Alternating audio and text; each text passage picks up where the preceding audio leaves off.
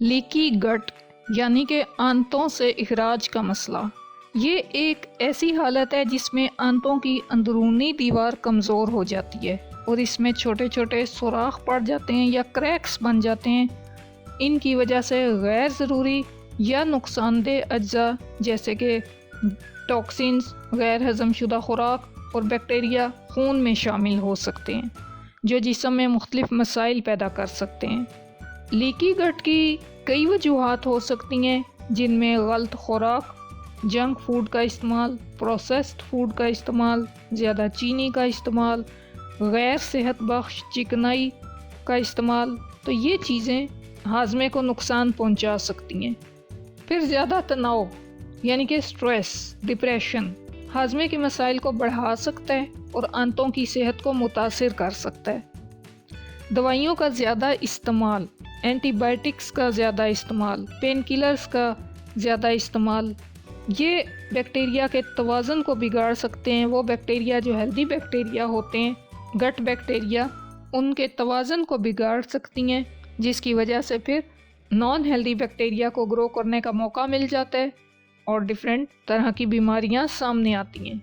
Bacteria की ख़राबी जिसे गट डिसबायोसिस कहा जाता है, ये आंतों में मौजूद अच्छे और बुरे बैक्टीरिया का तवाज़ुन बिगड़ने से हाजमा मुतासिर हो सकता है। एक इसकी वजह दवाइयों का ज़्यादा इस्तेमाल है और भी इसकी वजूहात हो सकती हैं जिसकी वजह से बैक्टीरिया की ख़राबी पैदा हो जाती है।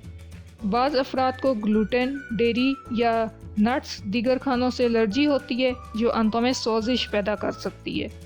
गैस्ट्राइटिस तो कोई भी ऐसी बीमारी जिसमें गट में इन्फेक्शन हो जाए, इन्फ्लेमेशन हो जाए और फिर उसमें ज़ख़म बन जाए, अल्सर्स बन जाए और इतने गहरे हो जाएं कि वहाँ से फिर चीज़ों का इखराज होने लगे, तो इसको लीकी गट कहा जाता है।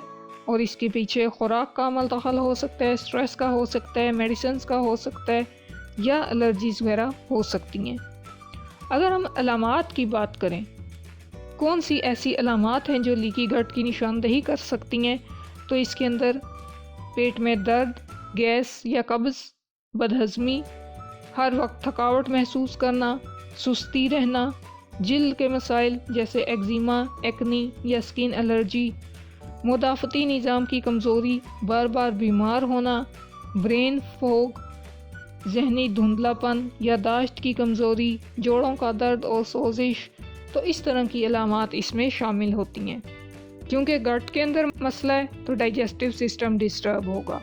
टॉक्सिन्स और बैक्टीरियाज ब्लड के थ्रू जिस्म में जा रहे हैं तो जिल्द के मसाइल पैदा होंगे, खारिश वगैरह, एक्जिमा वगैरह, और टॉक्सिन्स के ब्लड में सर्कुलेट करने की वजह से थकन, सुस्ती वगैरह की सिम्टम्स सामने आती हैं और ओवरऑल इम्यून सिस्टम कमज़ोर हो जाता है और यही टॉक्सिन्स ब्रेन पर भी इफ़ेक्ट डाल सकते हैं, जोड़ों वगैरह की सोजिश कर सकते हैं।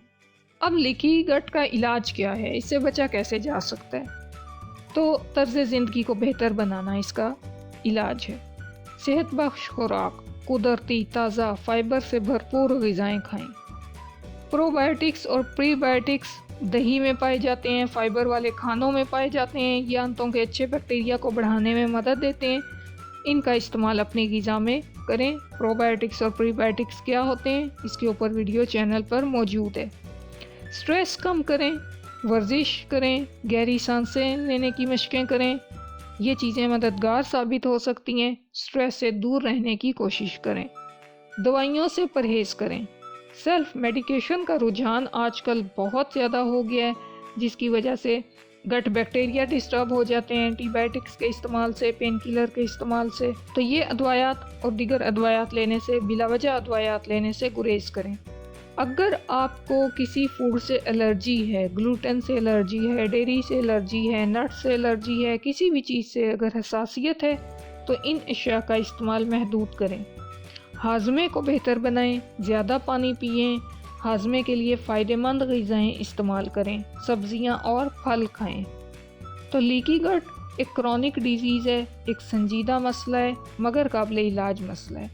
अगर आपको इसकी अलामात महसूस हो रही हैं तो अपनी खुराक और तर्ज़ ज़िंदगी में तब्दीली लाकर आप अपनी आंतों की सेहत बेहतर बना सकते हैं। अगर मसला बरकरार रहे तो फिर हेल्थ कंसल्टेंट से बात करें, मशवरा ज़रूर करें اپنے جسم کی آواز کو سنیں، علامات پر دھیان دیں اور بر وقت علاج کروائیں تاکہ کمپلیکیشن سے بچا جا سکے۔